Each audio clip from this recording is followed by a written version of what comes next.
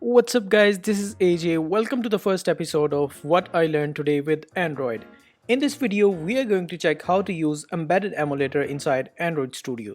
So without further ado, let's start. Android Studio now has an embedded emulator that can run inside your Android Studio.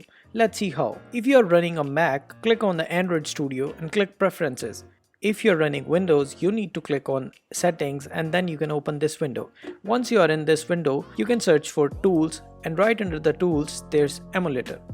Now, you need to check this option. For me, it was already checked, but let's check this option. Click Apply and OK. Now, you need to make sure if there's any instance of an emulator already running, you need to close that. Once you close that, you can see an emulator option is available at the bottom of your window. You need to click that and it will open a window like this. Also, you can drag and drop this icon wherever you want, like this. Okay, now just simply run your application.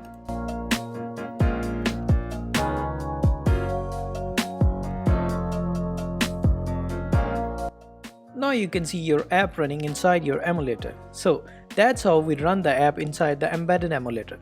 At the top you can see there are different keys available, like for screen capturing, for audio volume control, and different options for the orientation.